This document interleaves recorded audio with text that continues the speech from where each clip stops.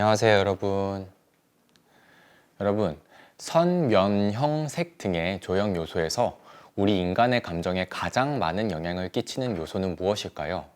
바로 오늘 수업 주제인 색이에요.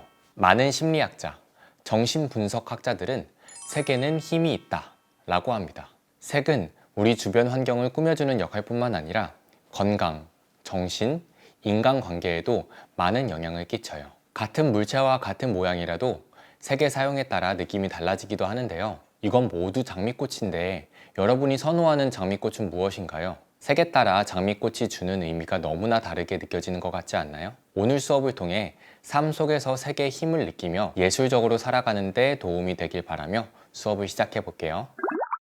미국의 색면추상회화의 대표 작가인 마크 로스코는 넓은 색면을 통해 관객에게 인간의 근본적인 감정, 그리고 숭고한 아름다움과 영적인 세계를 경험하도록 하였어요. 로스코의 작품은 한 벽면을 가득 채울 만큼 크게 그려졌는데 그 앞에 서 있는 감상자는 색에 빨려 들어가는 듯한 느낌을 받는다고 해요.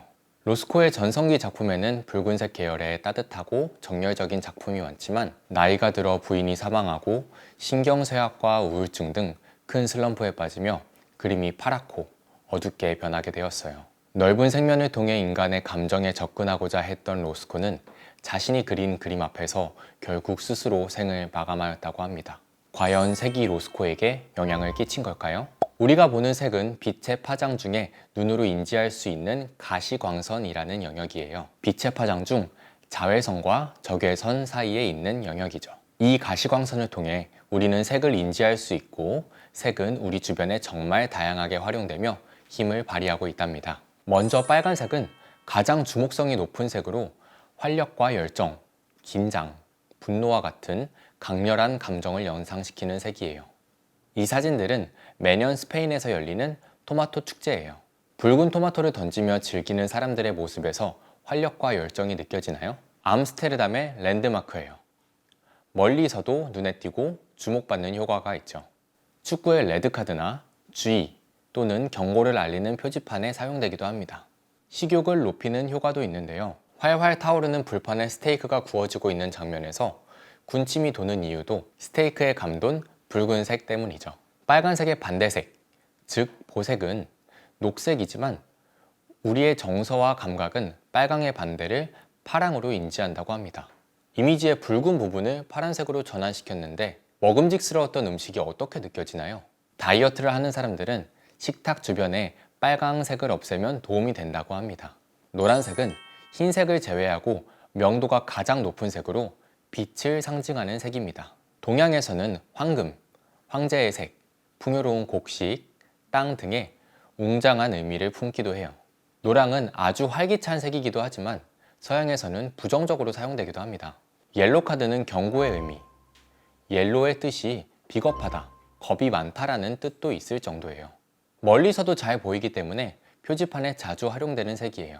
국제적으로 표준 위험 기호에 검정과 함께 사용되며 이미지와 함께 방사능 위험, 독성 위험, 생물학적 위험, 고전압 등에 대한 주의, 경고의 의미로 사용되기도 합니다. 고흐는 노랑과 반대되는 색, 즉 노랑의 보색인 파란색을 같이 사용하며 화려함과 불안함이 공존하는 작품을 많이 제작했어요. 자연하면 딱 떠오르는 신선함을 가진 녹색, 지친 눈에 편안한 자극을 주며 피로를 덜기도 하죠. 그렇기 때문에 학교 교실에 많이 사용되는 색이기도 합니다. 반면 독과 관련된 녹색 괴물, 외계인의 피, 괴물 등에 활용되기도 하죠. 유명한 게임들에서 독을 쓰는 캐릭터를 떠올려 볼까요? 상황에 따라 신선함과 불쾌함이 둘 다 느껴지는 신기한 힘을 갖고 있는 색이랍니다. 어린 새싹의 녹색은 자연의 신선함을 느끼게도 하지만 성숙하지 않은 상태를 느끼게도 하죠.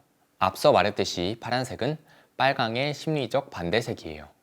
파랑은 하늘과 바다에 존재하는 색으로 신뢰감과 안정감을 주죠. 차갑고 시원한 느낌을 주기도 합니다. 전 세계에서 선호도가 가장 높은 색이라고 합니다. 마음을 편안하게 하고 머리를 맑게 해주는 효과가 있어요. 파란빛이 도는 네이비의 정장은 그 사람의 신뢰도를 높여주는 효과가 있다고 합니다. 신뢰를 높여주는 효과가 있기 때문에 많은 기업들이 파란색을 로고에 사용합니다. 좋은 의미를 나타낼 땐 주로 밝은 느낌이 나도록 흰색과 파랑을 같이 사용합니다. 하지만 깊은 바다로 갈수록 어둠과 공포가 있듯 파랑은 슬픔, 고독, 공포를 느끼게 하는 색이 되기도 합니다. 음식 중엔 파란색이 많이 없는데 파랑은 식욕을 떨어뜨리는 색이기도 해요. 파랑 주변이 어둡고 빛이 적을 때엔 공포와 슬픔, 쓸쓸함 등의 부정적 감정이 올라오죠. 보라는 심리적으로 반대되는 두 색인 빨강과 파랑을 섞은 색이에요. 푸른빛이 도는 보라는 정신적인 느낌이 강하며 권위적이고 무거운 색이 되죠. 반면 붉은 빛이 도는 보라는 화려하고 유혹적인 느낌이 강합니다. 변화감이 있는 색으로 파랑과 빨강의 농도에 따라 느낌이 달라지게 됩니다. 자연에서 구하기 굉장히 어려운 색이기 때문에 과거에는 부의 상징이었어요. 보라색을 좋아하는 사람은 조화로움을 추구하고 운명, 정신적인 사랑을 중요하게 생각한다고 해요. 세상엔 정말 많은 색이 있어요. 인간이 지각할 수 있는 색의 개수는 정확하게 몇 개인지 정의하는 것은 어렵지만 일반적으로 약 7만 가지 이상의 색을 구별할 수 있다고 언급되기도 합니다. 오늘은 그중 가장 기본이 되는 5가지 색을 바탕으로 이야기를 나눈 시간이었어요. 색이 우리에게 많은 영향을 주고 있다는 것이 참 신기하죠? 색채학을 공부하고 색채 심리, 미술 치료에 관심이 있는 친구들은 다양한 색의 의미에 대해 탐구해보면 정말 재밌을 거예요. 이번 시간을 통해 여러분들이 색과 친해지면서 미술과 더욱 가까워지는 계기가 되었으면 좋겠어요. 그럼 다음 시간에 만나요. 안녕.